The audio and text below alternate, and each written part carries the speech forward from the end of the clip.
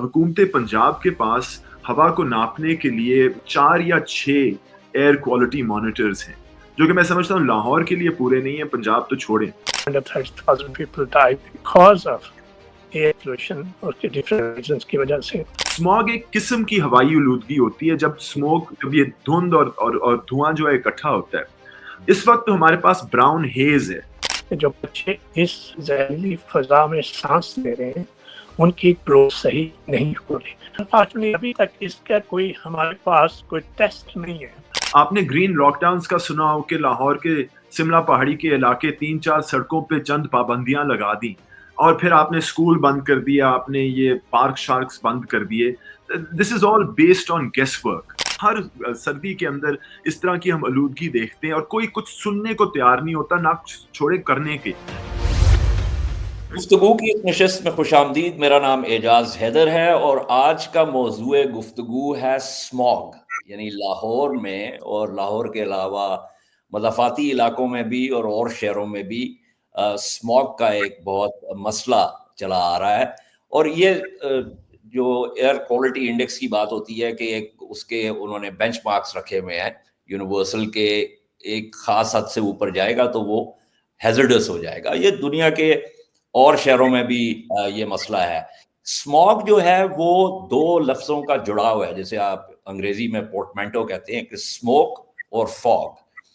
और ये जो है कैसे पैदा होती है, ये एक फोटोकेमिकल इफेक्ट है, यानी आपके जो कीमियाई जो पोल्यूटेंट्स है ना जो हवा में, उसके अंदर नाइट्रोजन ऑक्साइड्स हो गए या फिर बेशुमार और ऐसे कंपोनेंट्स हैं जिन्हें हम वोलेटाइल ऑर्गेनिक कंपाउंड्स कहते हैं, वीओसीज। और ये जो है सूरज की गर्मी इनको बेक करती है और फिर ये कीमियाई तौर पर रिएक्ट करते हैं। और मज़े की बात ये है कि ये जो वीओसीज हैं इनका जो वेपर प्रेशर है, यानी इनका जो बुखारात की सूरत में उठना है वो बहुत हाई होता है, और जो इनकी सॉल्युबिलिटी होती है कि पानी के अंदर ये किस तरह जो है डिसॉल्व होते हैं वो बहुत लो होती है। और इसमें अहम चीज़ ये है कि ज़्यादातर ये जो वीओसीज हैं, वोलेटाइल ऑर्गेनिक कंपाउंड्स, ये इंसानों ने बनाए हैं, यानी ह्यूमन मेड है। और इसके अंदर आपके बेशुमार जो है केमिकल पेंट्स आ जाते हैं, फिर ये लैकर्स आ जाते हैं, ये जिनका हमें सबको पता है, हमारे घरों में पेंट होता है, पेंटर्स आते हैं, फिर ये क्लीनिंग सप्लाईज जो हमारी आती हैं, फिर पेस्टिसाइड्स जो हैं, फिर ये जो इमारतें बनाने का जो मटेरियल है और उसके अंदर जो हम अपनी फर्निशिंग्स करते हैं, फिर आपके जो दफ्तरों का इक्विपमेंट है, जैसे आपके कॉपियर्स हो गए, प्रिंटर्स हो गए, ये जो हम करेक्शन फ्लूइड्स इस्तेमाल करते हैं, यानी बेशुमार एक लंबी चौड़ी फहरिस्त है उन चीज़ों की जो कि हम बनाते हैं और ये फिर वीओसीज में कन्वर्ट हो जाते हैं और हमारा जो माहौलियात है उसको ख़राब करते हैं। तो इसके अंदर क्या मसाइल हैं, ये कैसे जो है ये होता है और इसके क्या मुज़र असरात हैं सेहत के ऊपर, उसके हवाले से आज हम गुफ्तगू करेंगे। हमारे साथ डॉक्टर जावेद हयात खान हैं, पल्मोनोलॉजिस्ट हैं और नेशनल हॉस्पिटल में प्रैक्टिस करते हैं।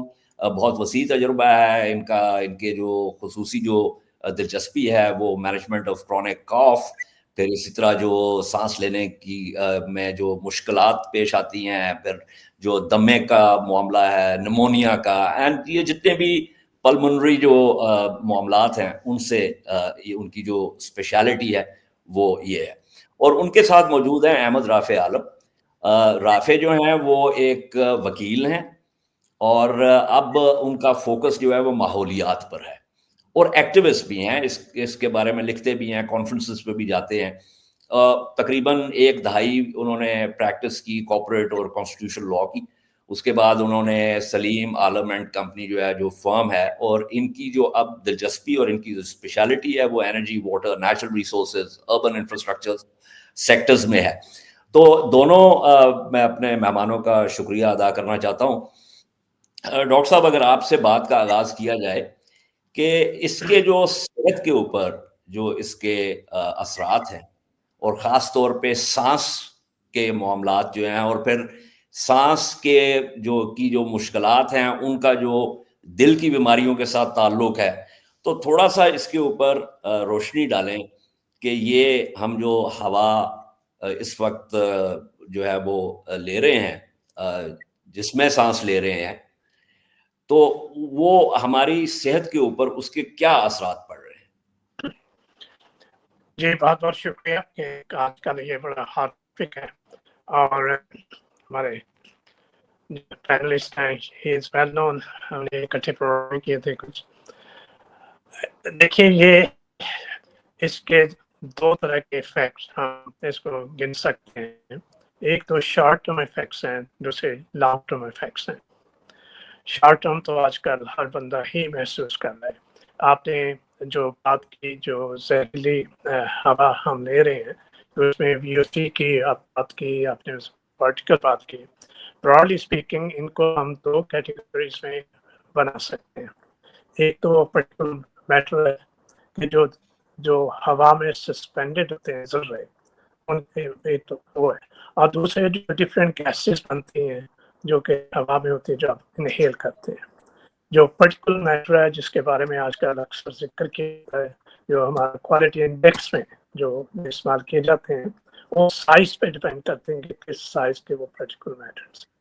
हिस्टोरिकली जो साइंटिफिकली आजकल जो इस्तेमाल किए जा रहे हैं वो 3 किए जा रहे हैं, उनके जो डायमीटर्स के हिसाब से, उनके साइज के हिसाब से। तो एक PM10 जो 10 माइक्रोन और 2.5 और 1 या लेस। या जो बड़े ज़रात हैं जो 10 माइक्रोन के हैं, जब उन्हें इनहेल करते हैं, जब हम सांस लेते हैं, तो वो सीधे हमारे जो नाक, गला और जो सांस की बड़ी नाली उसमें चले जाते हैं, ट्रेकिया में। वन है जो 2.5 है, जो उससे छोटे साइज के हैं, वो सीधे लंग्स पे जाके, जो हम फेफड़े की लाइनिंग पे जाके वो डिपॉजिट होते हैं। तो वहाँ पे डिफरेंट काइंड का रिएक्शन भी करते हैं। जो उससे ज़्यादा स्मॉल साइज है, जो 1 माइक्रोन करीब होता है, वो ब्लड में अब्सॉर्ब हो जाता है। तो जब ब्लड में अब्सॉर्ब खून में चला जाता है तो वहाँ से पूरी बॉडी में उसका असर होता है। तो शॉर्ट टर्म हमारे जो इमीडिएटली इफेक्ट होगा वो इन पार्टिकुलर मैटर्स की वजह से, वो जैसे इरिटेशन होगी, थ्रोट में इरिटेशन होगी, नाक इरिटेशन होगी, आँखों में इरिटेशन होगी, स्किन की इरिटेशन होगी, इचिंग वगैरह, ये सारी उसकी ड्राइनेस स्किन हो जाती है, वो सारे इसकी वजह से होते हैं। जो नीचे जाते हैं फिर वहाँ डिफरेंट रहते हैं, खांसी शुरू हो गई, और जो अंदर अब्सॉर्ब हो जाते हैं उनसे वो हमारी जो सांस की नालियाँ वो थोड़ी सी नैरो हो जाती हैं, आवाज़ें ब्रोंकाइटिस टाइप बन जाती है। तो एक ये पर्टिकुलर मैटर जो अक्यूट आता है। फिर उसके बाद जो गैसेस आती हैं, जो डिफरेंट काइंड की गैसेस होती हैं, नाइट्रस ऑक्साइड है, उसमें सल्फर ऑक्साइड है, फिर ओजोन लेयर जो एक वो भी बनती है, जो इसमें उनके एक अपने नुकसान है। खासतौर पर जो नाइट्रस है वो जाके आपको ब्रोंकाइटिस करती है एक्यूटली, जो उसमें सांस की आवाज़ें आनी शुरू हो जाती हैं, खांसी होती है, बलगम होती है, जो आज बहुत ही कॉमन है। सीजन में आप बहुत से आपने अखबारों में भी देखा होगा, आपकी ऑब्जर्वेशन भी होगी, बहुत से लोग इसमें आ रहे हैं। तो इनका इफेक्ट क्या होता है? एक तो होता है जो हेल्दी है, जिन्हें किसी तरह कोई बीमारी नहीं है, उन्हें आम सिम्टम्स होते हैं, उनके सर दर्द हुई, खांसी हुई, गला खराब हुआ, नाक बंद हुआ और थोड़ी सी खांसी हो गई और ब्रोंकाइटिस हो गया। अगर जिन लोगों को पहले से ही बीमारी हो, सांस की किसी किस्म की भी कोई बीमारी, जैसे दमा के मरीज हैं, COPD वगैरह, उनके वो जो बीमारी है वो वर्स हो जाएगी, अस्थमा उनका वर्स हो जाएगा, ये एक्यूट। तो ये तो इमीडिएट इसके इफेक्ट है। फिर बहुत से लॉन्ग टर्म इफेक्ट्स हैं जिसके बारे में बहुत सारा लिखा जा रहा है। नॉट ओनली ये कि आपकी प्रीमेच्योर डेथ्स हो रही हैं, बल्कि हमारा जो पाकिस्तान डाटा दिया है उसमें तो 130,000 people die because of air pollution और उसके डिफरेंट रीजंस की वजह से प्रीमेच्योर डेथ्स हो रही है। आपकी ज़िंदगी शॉर्टन हो रही है, जो कि स्टडीज़ में 4 साल, 8 यूरोपियंस की अपनी स्टडीज यूरोप में भी 8 महीने उनकी कम होती है, हमारी 4 साल कम हो रही है। गिवन कि हमारी तो एवरेज एज ही इतनी कम है, उसमें से अगर आप 4 साल एवरेज निकाल दें तो एक बहुत बड़ा नुकसान है। फिर बच्चों के लिए जो प्रेग्नेंट लेडीज हैं उनके प्रीमेच्योर बर्थ्स हो रही हैं, और जो इन्फेंट्स हैं जो की डेवलपमेंट नहीं हो रही। और ये बहुत ही इम्पोर्टेंट है कि जो बच्चे इस जहरीली फजा में सांस ले रहे हैं ان کی گروتھ صحیح نہیں ہو رہی, ان کے لنگ صحیح ڈیولپ نہیں ہو رہے, اور یہ تو سائنٹیفک ایویڈینس ہے ان کا کہ ان کی اس طرح سے فزیکل ڈیولپمنٹ نہیں ہوتی جیسے جو بچے اس آلود فضا میں سانس نہیں لیتے. پھر اس کے ان کی جنرل گروتھ بھی دیتے. ایک اور چیز جو ورنگ آتی ہے بہت سی اسٹڈیز میں وہ ہے ان کی دماغ, جو ان کی مینٹل ڈیولپمنٹ. آپ ڈیٹا انالائز کر رہے ہیں جو بہت مشہور اسموک تھی 52 کی, اس زمانے میں جو بچے پیدا ہوئے تھے وہ 60-70-80 سال کے لوگ ہیں, ان کی اگر انہوں نے دیکھا کہ پورے کیریئر کو دیکھا جائے ان کی مینٹل ڈیولپمنٹ کی far less than one who expose to London smoke. تو ان کی مینٹل ڈیولپمنٹ میں نہیں ہوئی اور ان کی سائیکولوجیکل ڈیولپمنٹ بھی نہیں ہوئی, ان کی وہ فزیکل ڈیولپمنٹ نہیں ہوئی. ہمارے ہاں اگر دیکھا جائے جو ٹاپ لیول 3 گنا بڑھ کے اس میں فضا لے رہے ہیں, تو بچے جو پریگننٹ لیڈیز ہیں جو بوڑھے ہیں, تو آئی تھنک اس کے افیکٹ بہت زیادہ ہیں. اس کے ہارٹ پہ افیکٹ ہے, ان کے کینسر ہو سکتا ہے, تو ایکسٹریم میں چلے گئے اور اس میں تو ہر آرگن کو افیکٹ کرتی ہے. تو ایک ہیلتھ ہیزارڈ کے لیے بہت بڑی وارڈ. بنیادی طور پہ جو آپ بات کر رہے ہیں وہ یہ ہے کہ ایک تو جب اس زہریلی فضا میں ہم سانس لیتے ہیں تو اس کا ایک تو امیڈیٹ ایفیکٹ ہے کہ آپ کی اگر جو ہے وہ پریویس موبلٹیز ہیں, جیسے آپ کو ایزما کا یا کوئی ویک لنگس کا ایشو ہے تو آپ کو کھانسی لگ جائے گی, بلغم آئے گا, آپ کی طبیعت جو ہے وہ خراب ہوگی, اس کا بخار بھی ہو جائے. پھر اگر یہ بلڈ سٹریم میں چلے جاتے ہیں تو اس کا اور زیادہ مسئلہ ہے جو آپ نے بات کی پرٹیکولیٹ میٹر کی. اور پھر یہ کہ اس کے جو لانگ ٹرم امپیکٹس ہیں, میں تو فرینکلی جب پڑھ رہا تھا اس کے بارے میں تو ایک چیز جو تھی جو خاص طور پر مجھے ہٹ کی وہ تھا نان فیٹل ہارٹ اٹیکس, کہ ان دا سینس کہ آپ کو پتہ ہی نہیں چلا کہ آپ کے ساتھ کچھ ہو گیا ہے, حالانکہ وہ بھی مائیکارڈیل انفارکشن ہے اور وہ بھی ہارٹ کو اسی طرح ڈیمیج کر رہی ہے, لیکن آپ کو پتہ ہی نہیں چل رہا. وچ مینس کہ چلیں باقی تو ہے کہ کھانسی آ رہی ہے یا کچھ سمٹمز ہیں تو آپ ڈاکٹر کے پاس چلے گئے, تو اگر آپ کو پتہ ہی نہیں چلا کہ آپ کے ساتھ ہوا کیا ہے تو پھر تو آپ شاید ڈاکٹر کے پاس بھی نہیں جائیں گے. تو یہ بھی ذرا تھوڑا سا بتائیں کہ اس کے لیے کیا پریکاشن لی جا سکتی ہے, اور مطلب اگر ہمیں کیا وقتاً فوقتاً جو ہے جا کے چیک اپ کروانا چاہیے, کیا کرنا چاہیے ہمیں اس میں؟ دیکھیے آپ نے بڑی اچھی ایک طرح سے بات کی. جب کرونا کا زمانے میں آپ نے کچھ پروگرامس کیے تھے, جب شروع میں کرونا آیا تھا لوگوں کی سڈن ڈیتھ ہونی شروع ہوئی تھی. شروع میں معلوم ہی نہیں تھا کہ کیوں ڈیتھ ہو رہی ہیں, بعد میں پتہ چلا کہ جو انہیں کارڈک اریسٹ ہو رہی ہے, جو ہارٹ اٹیک ہو رہے ہیں, وہ بھی کرونا کی ہی وجہ سے ہو رہے ہیں. تو اس میں بھی چونکہ انٹرسٹ بڑھتا جا رہا ہے, بہت سی اسٹڈیز آ رہی ہیں. تو یہ جو ایک جو ہوتا ہے نا ہارٹ اٹیک, کسی کو آپ کو وجہ نہیں معلوم, تو کولیسٹرول کا مسئلہ ہے, اسموکنگ کا مسئلہ ہے, بلڈ پریشر کا مسئلہ ہے, فیملی کا مسئلہ ایکسیٹرا. آپ کسی میں کوئی رسک فیکٹر نہیں ہے, اور اس کے بعد بھی جس کی طرف آپ نے اشارہ کیا اچانک ڈیتھ ہو گئی, تو شاید ہم ڈاکٹر جو ہے اس میں چیز بھی شامل کر دیں کہ کہیں آپ لاہور میں تو نہیں رہے, کہیں آپ لاہور میں زندگی تو نہیں گزاری کہ آپ کے جو ٹاکسک ایلیمنٹس تھے وہ آپ کے بلڈ میں انٹر ہوتے رہے. انفارچونیٹلی ابھی تک اس کا کوئی ہمارے پاس کوئی ٹیسٹ نہیں ہے جس کی بنا پہ یہ کہا جا سکے کہ اس کی وجہ سے آپ کا ہوا ہے. تو پھر وہ ہمارا انکلوژن ہوتا ہے کہ آپ کے پاس کچھ اور نہیں ہے, کوئی اور رسک فیکٹر نہیں ہے. جو نان رسک فیکٹرز ہیں اگر وہ بالکل نیگیٹو آئے ہیں تو شاید یہ ماحول کا اثر ہوگا جس میں آپ نے رہے ہیں اور اس کی وجہ سے آپ کو ہوا. جب آپ نے پریونشن کی بات کی وہ تو زیادہ ہی امپورٹنٹ, وہ تو ایک سب سے بڑا یہی ہے کہ ہمارا لاہور میں ابھی دیکھ رہا تھا ایک پریزنٹیشن کے لیے اسموک کے لیے کہ ایک ناسا کی پکچر ہے جو 7 نومبر کی ہے. اس میں اگر آپ دیکھیں ایک کلاؤڈ ہے جو یہاں لاہور کے اوپر ہینگ کر رہا ہے, اور وہ ساتھ ساتھ ہمالیہ کے ساتھ جائیں, چائنا کے ساتھ, انڈیا میں وہ ساتھ ساتھ جاتے ہوئے نیپال سے بنگلہ دیش کی طرف وہ چلا جا رہا ہے. اور کرنٹ جو ہوا کی وہ آلموسٹ 1 ملی سیکنڈ سے بھی کم ان دنوں میں ہوا بالکل نہیں چل رہی. اس کا تو آپ کچھ نہیں کر سکتے, لیکن جو نیچے ہم اس کے جو پولوشن پھیلا رہے ہیں اس کے بارے میں تو بہت کچھ کر سکتے ہیں. اس کے بارے میں تو بات کریں گے. Talk from our point of view وہی کرونا والے ماسک پہنے, سب سے ہاں پہلے ماسک بالکل, پہنے, وہ ماسک جو ہے وہ اب دوبارہ جو ہے وہ they have come into play.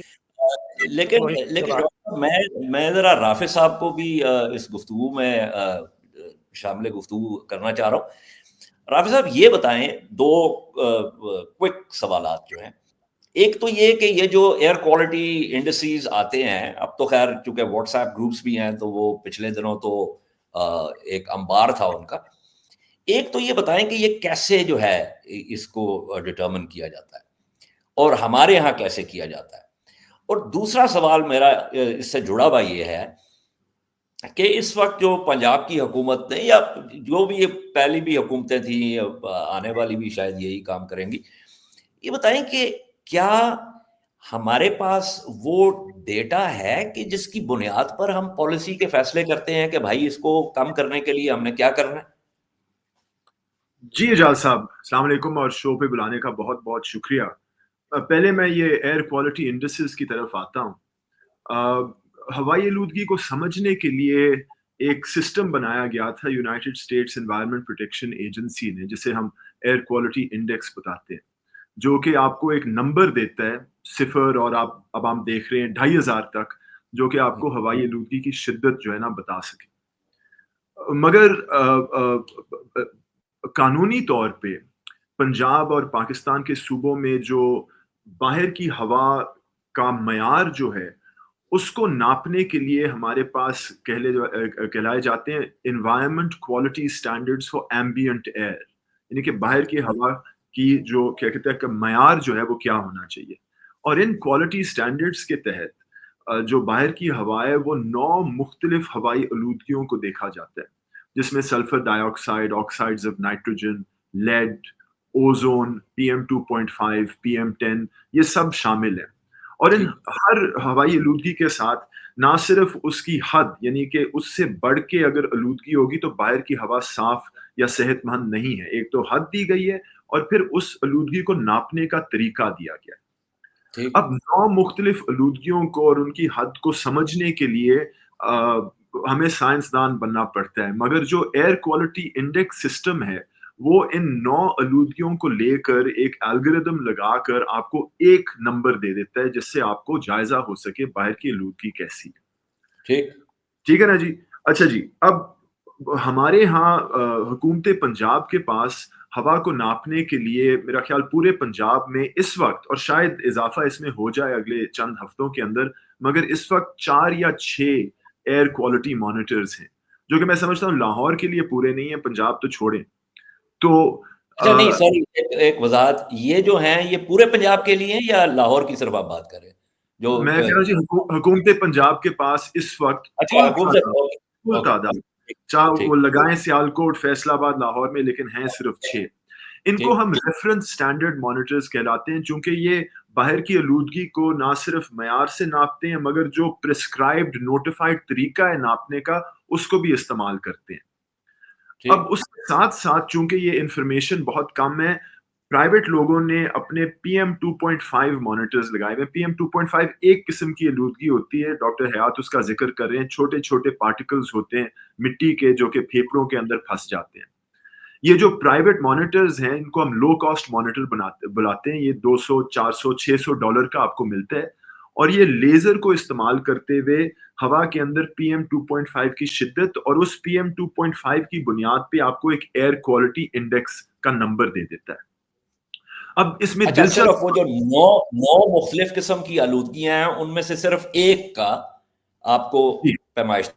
جی، اور دیکھیں جتنی آپ آلودگیاں ناپیں گے آپ کا مانیٹر اتنا ہی مہنگا ہوتا جائے گا، اسپیشلی اگر آپ نوٹیفائڈ طریقے سے اس کو ناپنا چاہیں۔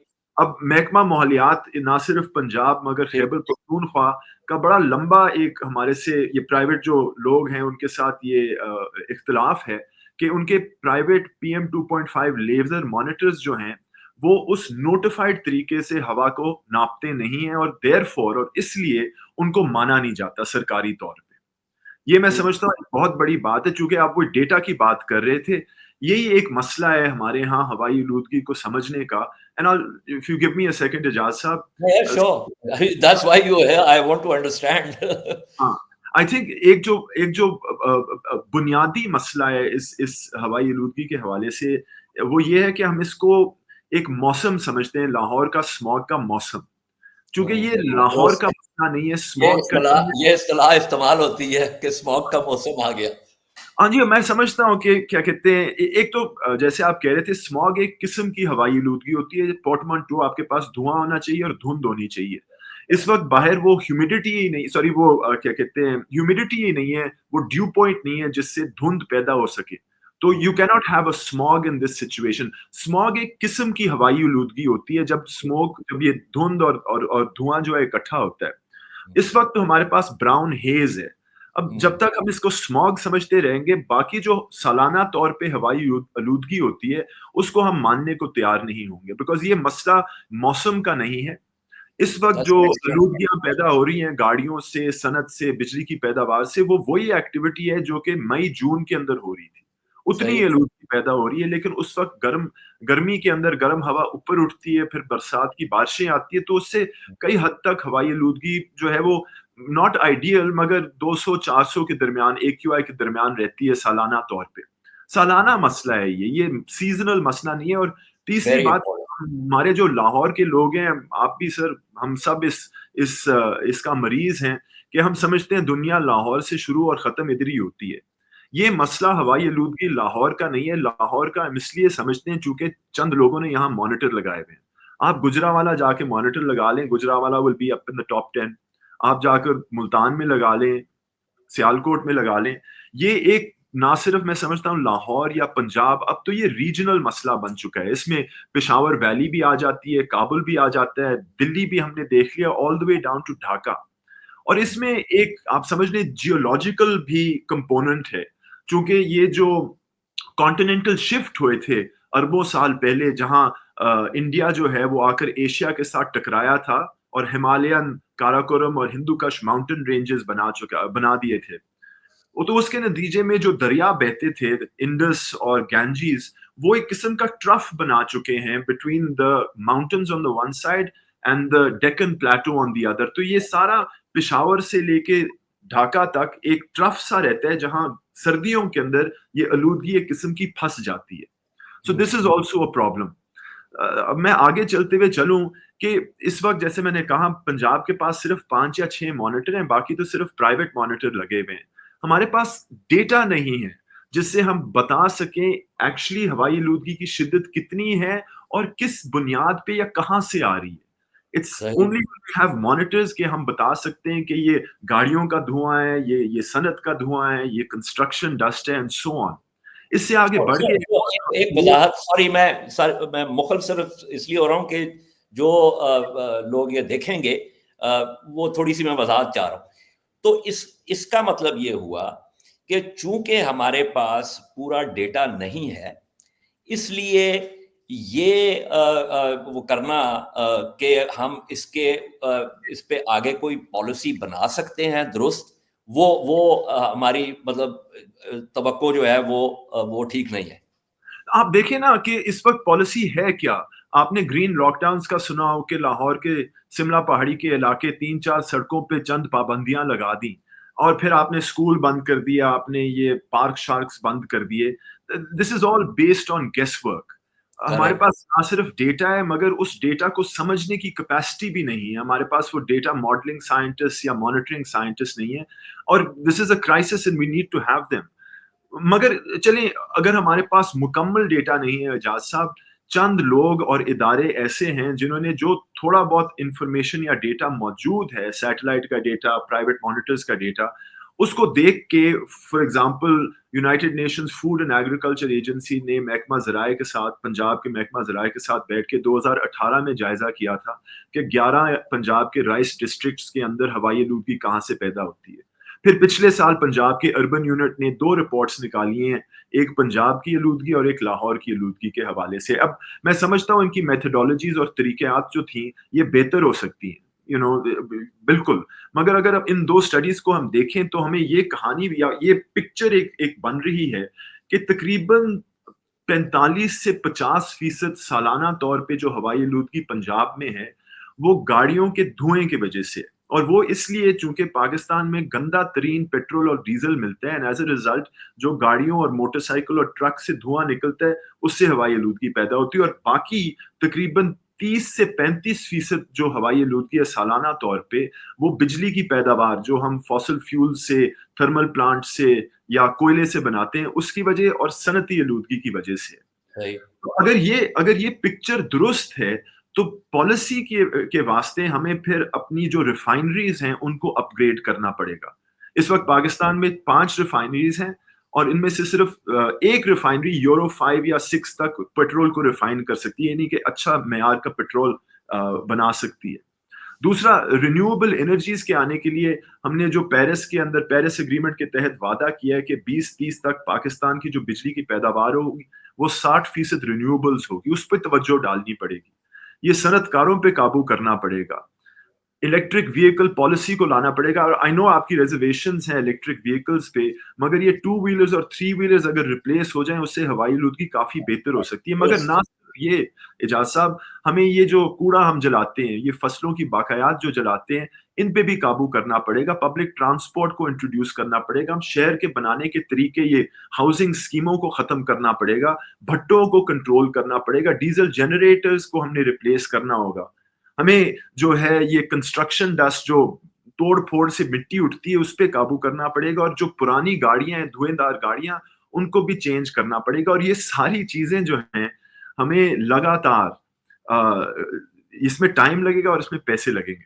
دس از ناٹ چیپ. اس میں دیکھیں, میں آئی ایم سو ہیپی کہ آپ نے اتنا تفصیل سے اس کا جو ہے نا ایک خاکہ کھینچا ہے. لیکن رافع, اس کے اندر نا بنیادی طور پہ آپ کے پاس پولیٹیکل ول کا ہونا ضروری ہے. ایبسولوٹلی اعجاز صاحب, اور یہی میں آ رہا تھا. ہوائی آلودگی کا چوتھا جو مسئلہ ہے نا وہ بیڈ گورننس, ہماری جو حکمرانی ہے. پچھلے 8 سال سے ہر سردی کے اندر اس طرح کی ہم آلودگی دیکھتے ہیں اور کوئی کچھ سننے کو تیار نہیں ہوتا, نہ چھوڑے کرنے کے. پچھلی جنوری ادھر پنجاب میں سینکڑوں بچے جو ہیں نمونیا کا شکار ہو چکے تھے اور اس پہ کوئی جواب دہ نہیں ہے. اب یہ جو آلودگی 2-2.5 ہزار AQI ٹاپ چکی تھی, آپ اگلے آنے والے دنوں کے اندر اس کی جو ہے میڈیکل اور ہیلتھ ریپرکشنز دیکھیں گے, اس کا جو اثر ہوگا عوام پہ. اٹس گوئنگ ٹو بی, میں سوچنا نہیں چاہتا, اللہ نہ کرے, مگر یہ اس طرح کی ایمرجنسی میں جو حکمرانی ہم دیکھ رہے ہیں وہ بالکل ہی ناقابل ذکر ہے اس وقت. تو ڈاکٹر صاحب, یہ جو رافع صاحب بات کر رہے ہیں اس میں تو یہ ہے کہ آپ کے پاس تو مریض پہنچانا, مریض کے آپ تک پہنچنے تک اس کی مرض کی جو وجوہات ہیں جو پیچھے سے آ رہی ہیں, اور ابھی ہم صرف آلودگی کی بات کر رہے ہیں, اگر اس کا ہی کوئی توڑ نہیں ہو پائے گا. اور میں رافع صاحب سے یہ بھی پوچھوں گا کیونکہ انہوں نے بات کی کہ یہ اب ایک ریجنل مسئلہ بن گیا ہے, کہ اگر اس کا توڑ نہیں ہو رہا تو آپ تو پھر صرف دوائیاں اور جو امیڈیٹ جو ٹریٹمنٹ ہے وہ کر سکتے ہیں نا. جو پرماننٹ کیور اگر آپ اس کو کہیں کہ بھائی آپ مریض کو کہیں کہ میاں اب آپ نے ایک ایسی جگہ پر جا کے رہنا ہے جہاں پہ فضا جو ہے وہ صاف ہو یا قدرے صاف ہو, تو وہ تو آپ کتنے مریض یہ کام کر سکتے ہیں. پورا صوبہ اٹھ کے کہیں اور تو جا نہیں سکتا. تو اس کو کس طریقے سے, مطلب میں یہ جاننا چاہ رہا ہوں کہ ایز اے ڈاکٹر, اور آپ لوگوں کی انجمنیں ہیں بے شمار, کیا آپ کا حکومتوں کے ساتھ کوئی رابطہ ہے؟ کیا حکومتیں آپ سے بات کرتی ہیں, کچھ پوچھتی ہیں کہ بھائی یہ کس طریقے سے ہم نے اس کو ہینڈل کرنا ہے؟ دیکھیں, یہ اگر آپ دیکھیں کہ ان کا رفیع صاحب کا بڑا اس میں رول ہے کہ ہائی کورٹ کی, لاہور ہائی کورٹ کی آئی تھنک 2018 میں ایک بڑی زبردست قسم کی رپورٹ آئی تھی. اگر یہ حکومتیں اسی پہ عمل کر لیں تو شاید یہ آپ کسی حد تک میں کمی ہوتی. تو ہماری پوائنٹ ہوتی ہے پولیٹیکل کی جو انہوں نے بات کی وہ کہیں نظر نہیں آتی. تو یہ جو آرگنائزیشنز ہیں یہ سب ہیں, ان کا کبھی بھی گورنمنٹ پہ کبھی اثر نہیں ہوتا, وہ ڈیف ایئرس ہوتے ہیں.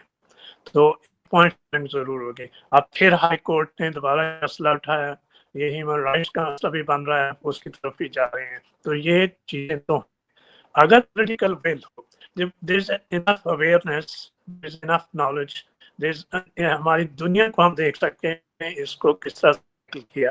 ہمارے پاس چائنا کی ایگزامپلس موجود ہیں, انہوں نے کس طرح سے ٹیکل کیا. ہمارے پاس سب سے زیادہ کیلیفورنیا کی موجود ہے جو سب سے بڑا ایلے میں جو آئی تھی, جس کی وجہ سے بہت سارا نقصان بھی ہوا تھا, ڈیتھ بھی تھی, انہوں نے کس طرح سے کنٹرول کیا. So it's not a rocket science, it just needs a will to do the things.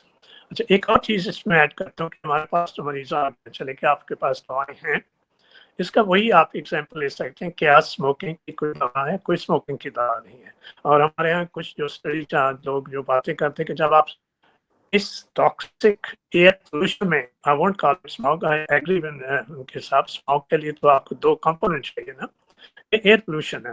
اگر اس ٹاکسک ایئر پولوشن میں جب آپ سانس لیتے ہیں تو شاید آپ 20 کے قریب سگریٹس لیتے ہیں. تو یہ تو وہی حال ہے کہ آپ جب سگریٹ کو کس طرح سے آپ کنٹرول کر سکتے ہیں. ایک بات میں ضرور کہوں گا، کچھ ریمیڈیز آپ کر سکتے ہیں جن پہ کچھ سائنٹیفک کام بھی اور especially Chinese when they look at it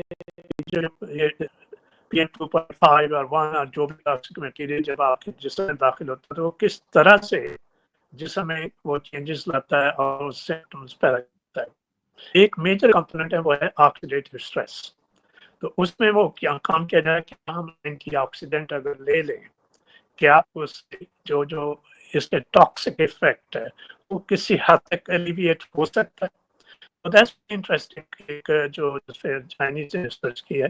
by the way Chinese trucks جو ہیں جن میں ڈیزل 90% ان کی پولوشن ٹرکس کی وجہ سے وہیکل ایمیشنز جو ہیں اور one of the major factor جس کی طرف اشارہ بھی کیا اسپیشلی جو لو کوالٹی آئل بھی ہے آپ کو. تو اینٹی جو آکسیڈیٹیو اسٹریسز ہیں ان پہ کام ہو رہا ہے. ان میں 2-3 چیزیں بڑی انہوں نے اہم نکالی، وائٹامن بی، وائٹامن سی اور وائٹامن ڈی.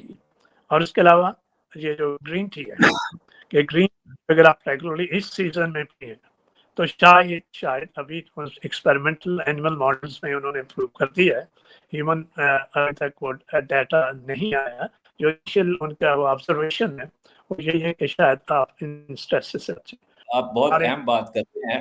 سوری میں اس کو تھوڑا رش کر رہا ہوں کیونکہ پروگرام کا وقت بھی ختم ہو رہا ہے. میں سر آپ نے بالکل بات درست کی اور ہمیں یہ جو پریکٹسز ہیں اس قسم کی اور باہر جو ہو رہی ہے تحقیق ہو رہی ہے اس سے ہمیں فائدہ اٹھانا چاہیے اور تھوڑا سا اس کی امیڈیٹ جو امیلیوریشن ہے وہ بھی اور جو لانگ ٹرم جو ہے وہ بھی ہمیں کرنے کی ضرورت ہے. مجھے رافع صاحب پروگرام کے اختتام سے پہلے یہ بتائیے آپ کہ آپ نے کہا کہ یہ ریجنل مسئلہ ہے، تو ایک ہم نے تو مصنوعی طور پر تو بارڈرز جو ہے وہ سرحدیں ہم نے بنائی ہوئی ہیں، لیکن جو ہوا ہے وہ تو سرحد کے بغیر ہے اور ماحولیات بھی سرحد کے بغیر ہے، اس کا نیشنلزم کے ساتھ کوئی تعلق نہیں ہے. لیکن اس میں تو پھر ایک جب تک ریجنل کوآپریٹو ماڈل نہیں ہوگا تو اس وقت تک یعنی ہم نے اپنے طور پہ تو چیزیں کرنی ہی ہیں یہاں پر، لیکن اس کے جو ایمیلیوریشن کے لیے ایٹ اے براڈر لیول اس کے لیے تو آپ کا ایک ریجنل کوآپریٹو ماڈل ہونا بہت ضروری ہے. اس کے بارے میں تھوڑا سا بتائیے کہ what do you think of that. اب دیکھیں یہ سردیوں کے موسم میں اس خطے کے اوپر مغربی ہوائیں چلتی ہیں، ویسٹرن ڈسٹربنسز، اور پنجاب اور پاکستان کو آئندہ دنوں یا مہینوں یا سالوں کے اندر جواب شاید دینا پڑے جب ہماری ہوا اور آلودگی ہندوستان کے مانیٹرز کے اندر یا کیا کہتے ہیں ڈیٹا ریڈنگز کے اندر آنا شروع ہو جائے گی. اور لائک وائز جب یہاں تھوڑی سی ہوا کم ہوتی ہے تو جب فصلیں کی بقایات جلائی جاتی ہیں تو کبھی کبھی ہندوستان سے ہوا یہاں آ جاتی ہے، اس کا بھی اثر ہمیں پڑتا ہے. اب دیکھیں ہوائی آلودگی اس خطے کے لیے نئی چیز نہیں ہے. 90 کی دہائی میں سارک کے ممالک نے مالے ڈیکلریشن آن ایئر پولوشن سائن کیا تھا، جس میں وہی مانیٹرنگ سٹیشنز لگا کر آپس میں ڈیٹا شیئرنگ اور انفارمیشن شیئرنگ کا خیال تھا. تو وہ کہیں نہیں گیا.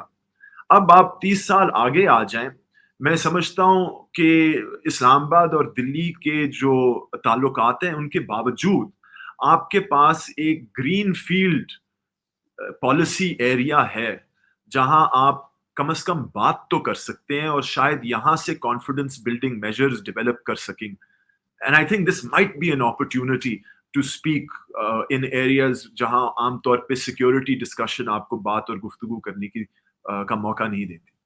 I think that's a very important point. اور یہ ساکھ کے حوالے سے جو آپ نے بات کی کہ ساکھ جو ہے وہ بدقسمتی سے ڈسفنکشنل ہے، چونکہ بھارت نے انکار کیا کہ اگر پاکستان ہوسٹ کرے گا تو پھر ساکھ میں بھارت جو ہے وہ شامل نہیں ہوگا. اس کی وجہ سے وہ بیچارے جو دوسرے چھوٹے ممالک ہیں ساؤتھ ایشیا کے, وہ بھی اس کے اندر رگڑے جا رہے ہیں. بہرحال میں سمجھتا ہوں کہ میں نے تو بہت کچھ سیکھا ہے اس گفتگو سے.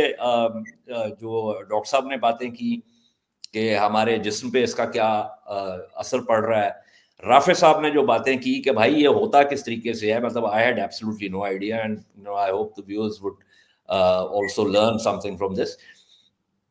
اس کے بارے میں ہم مزید بھی گفتگو کریں گے, کیونکہ بدقسمتی سے یہ معاملہ جو ہے یہ اتنی جلدی جانے والا نہیں ہے. اور میں رافع صاحب کا اس حوالے سے بھی شکریہ ادا کرنا چاہتا ہوں کہ یہ اسموک کا جو فاگ اینڈ اسموک کا جو پورٹمنٹو ہے جو جڑا ہوا ہے وہ علیحدہ چیز ہے, اور جو فضائی ہوائی آلودگی ہے وہ ایک علیحدہ چیز ہے.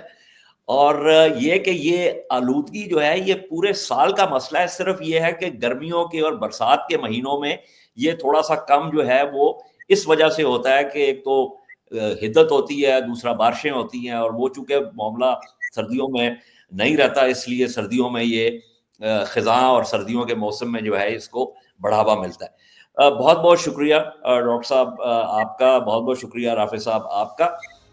آج کی گفتگو کا اختتام کرتے ہیں, اگلی گفتگو کے ساتھ آپ کی خدمت میں حاضر ہوں گے. تب تک کے لیے مجھے اجازت دیجیے, خدا حافظ.